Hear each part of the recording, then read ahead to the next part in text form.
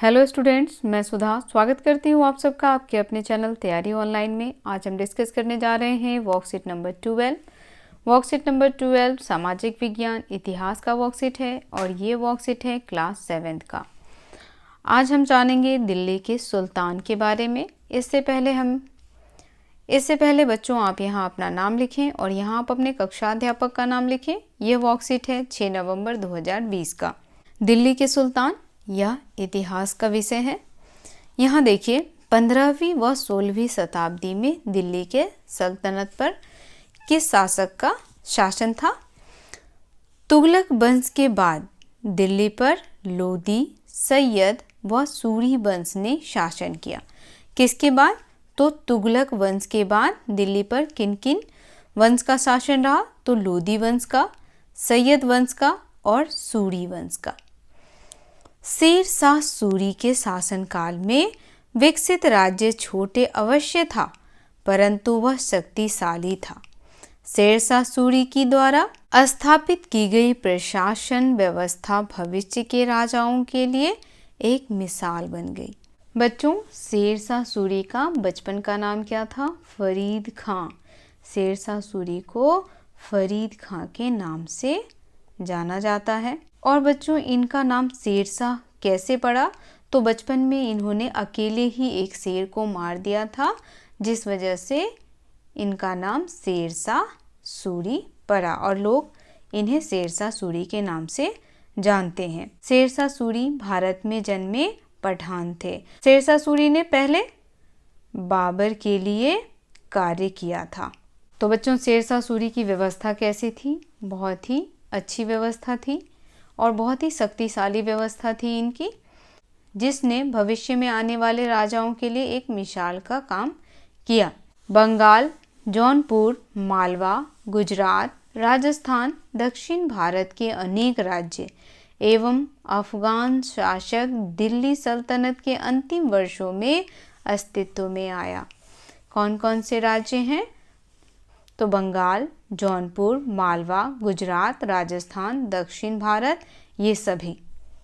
आगे हमारा है अलाउद्दीन खिलजी और मोहम्मद तुगलक के प्रशासन के बीच तुलना।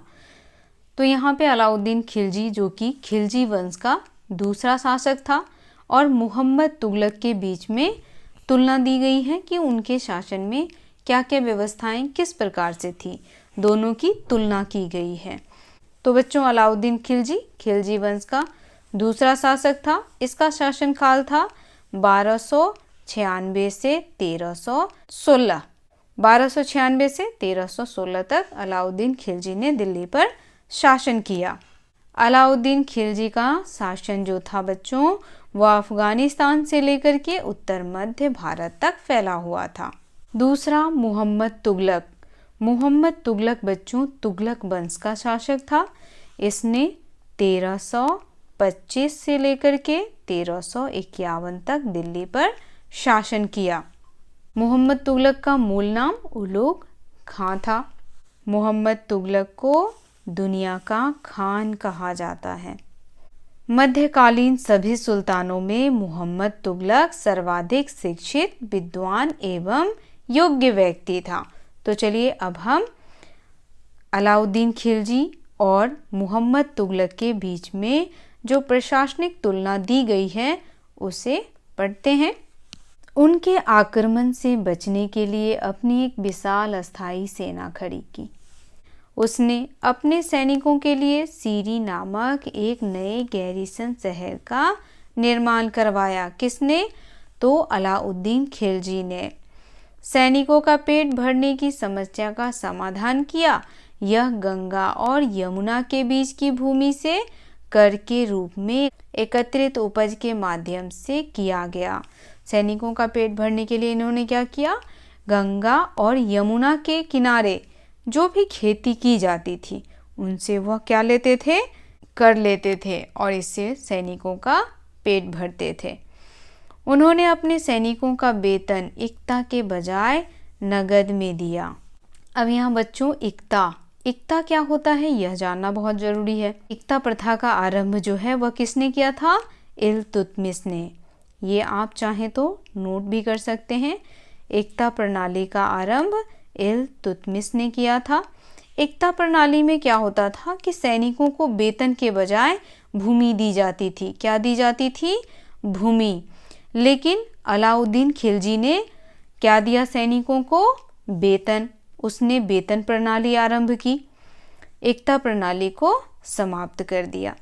सैन्य सुधार, राजस्व सुधार जैसे उनके प्रशासनिक उपाय काफ़ी सफल रहे। किनके? अलाउद्दीन खिलजी के।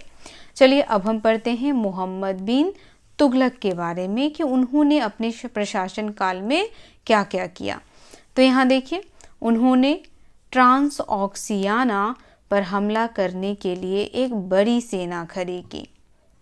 उसने दिल्ली के 4 सबसे पुराने शहरों को निवासियों से खाली करवा दिया और वहाँ सैनिक छावनी बना दी। कहाँ पे सैनिक छावनी बनाई इन्होंने? तो दिल्ली के 4 सबसे पुराने शहरों में। गंगा और यमुना के बीच के क्षेत्र से एकत्रित कर का उपयोग सेना को खिलाने के लिए किया गया था, लेकिन सुल्तान ने बड़ी संख्या में सैनिकों की आवश्यकता को पूरा करने के लिए अतिरिक्त कर लगाया। अब यहाँ देखिए बच्चों, अलाउद्दीन खिलजी ने भी गंगा और यमुना के बीच की भूमि पर जो भी उपज होता था उस पर उसने कर लगा दिया और उस कर से वह अपने सैनिकों का पेट भरता था। और मोहम्मद बिन तुगलक ने भी गंगा और यमुना के बीच की भूमि पर कर लगा दिया। उसने अलाउद्दीन खिलजी से भी अधिक कर लगा दिया और उससे वह क्या करता था? अपने सैनिकों का पालन पोषण करता था। उन्होंने नगद में वेतन का भुगतान किया, लेकिन कीमतों को नियंत्रित नहीं किया। अब यहाँ देखिए, अलाउद्दीन खिलजी ने क्या किया? जो एकता प्रथा थी उसको समाप्त कर उसने वेतन देना शुरू कर दिया, यानी सैनिकों को नगद वेतन देता था। तो मोहम्मद बिन तुगलक भी सैनिकों को नगद वेतन देता था, लेकिन उसने कीमत जो था वह नियंत्रित नहीं किया था, यानी सैनिक अनियंत्रित वेतन लेते थे। उनके प्रशासनिक उपाय असफल थे। कश्मीर पर उसका आक्रमण पूरी तरह विफल रहा। फिर उन्होंने ट्रांसऑक्सियाना पर आक्रमण करने की अपनी योजना छोड़ दी और अपनी बड़ी सेना को भंग कर दिया। अब देखिए बच्चों, मोहम्मद तुगलक जो था वह कश्मीर के युद्ध में क्या हुआ? बुरी तरह से हार गया, जबकि उसके पास सैनिक बहुत थे, लेकिन वह एक सफल योजना नहीं बना पाया। इसी वजह से उसे हार का सामना करना पड़ा। अब यहाँ देखिए, ये बच्चा है आपके जैसा। कल्पना करें, आप अलाउद्दीन खिलजी या मोहम्मद तुगलक के शासनकाल में एक किसान हैं और आप सुल्तान द्वारा लगाया गया कर नहीं चुका सकते। आप क्या करेंगे? तो बच्चों, आप हमें सोच के बताएं कि आप क्या करेंगे। चलिए, प्रश्न दिए हुए हैं नीचे, इनको देखते हैं। पहला प्रश्न हमारा है, अलाउद्दीन खिलजी व मोहम्मद तुगलक की प्रशासन व्यवस्था के मध्य अंतर स्पष्ट कीजिए। आपको डिफरेंस बताना है किसके बीच? अलाउद्दीन खिलजी और मोहम्मद तुगलक के प्रशासनिक व्यवस्था के मध्य। तो देखिए बच्चों, इसका उत्तर आप यहाँ से लिख सकते हैं। देखिए, ये है आपका अलाउद्दीन खिलजी और मोहम्मद तुगलक के बीच अंतर। प्रश्न संख्या 1 का उत्तर आप यहाँ से लिख सकते हैं। बच्चों ध्यान रखें, आप प्रश्न का उत्तर बिल्कुल इसी तरह से लिखें, पॉइंट वाइज। चलिए अब अगला प्रश्न देखते हैं। अगला प्रश्न है, नीचे दी गई सारणी में वंश के अनुसार उसके शासकों के नाम लिखिए। अब हमें क्या करना है? वंश के अनुसार शासकों के नाम लिखना है। तो चलिए शासकों के नाम लिखते हैं। तो बच्चों, दूसरे प्रश्न का उत्तर हो जाएगा तुगलक वंश का गयासुद्दीन तुगलक, और दूसरा मोहम्मद तुगलक, ये हो गया तुगलक वंश के शासक। और लोदी वंश का यहाँ देखिए बहलोल लोदी, जो कि इसके संस्थापक थे, और सिकंदर लोदी। तो इस प्रकार आप इन शासकों के नाम लिखेंगे। तो बच्चों, ये वर्कशीट यहीं समाप्त होता है। वर्कशीट आपको कैसा लगा कमेंट करके बताइए। अगर आप हमारे चैनल पर नए हैं तो चैनल को सब्सक्राइब करें, वीडियो को लाइक करें और अपने दोस्तों के साथ शेयर करना बिल्कुल ना भूलें। तो मिलते हैं अगले वर्कशीट में। आप सबका बहुत बहुत धन्यवाद।